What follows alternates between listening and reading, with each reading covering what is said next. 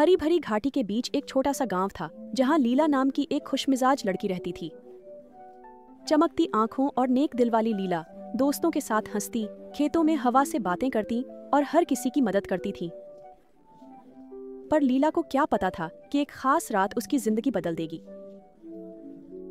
एक चमचमाती चांदनी रात जब लीला घर लौट रही थी, उसने जंगली फूलों के पीछे से एक अजीब सी आवाज सुनी। उत्सुक और साहसी लीला पास जाकर देखती है तो एक घायल मुसाफिर मिला। अंधेरे में भी लीला की दया चमकी। उसने मरहम पट्टी की और अपने छोटे से घर में आराम करने की जगह दी। अगली सुबह मुसाफिर जागा तो कृतज्ञता और आश्चर्य से भर गया। वह कोई और नहीं बल्कि राजकुमार हेनरी था, जो शिकार के दौरान भेष बदलकर भटक गया था। लीला की दयालुता से प्रभावित होकर उसने लीला को महल में विशेष मेहमान बनकर आने का न्योता दिया।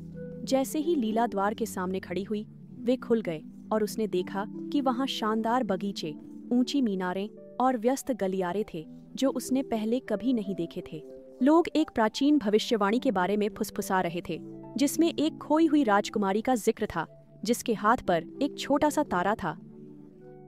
सबके आश्चर्य की बात थी कि लीला के हाथ पर भी वही निशान था।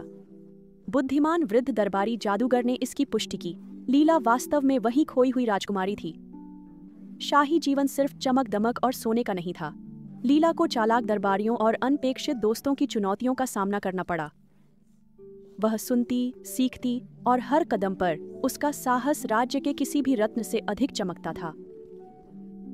एक दिन एक विशाल अजगर ने महल को खतरे में डाल दिया। जब सब डर गए, लीला को याद आया कि सच्ची शक्ति दिल से आती है। उसने अजगर को प्यार से समझाया और पाया कि वह सिर्फ अकेला था।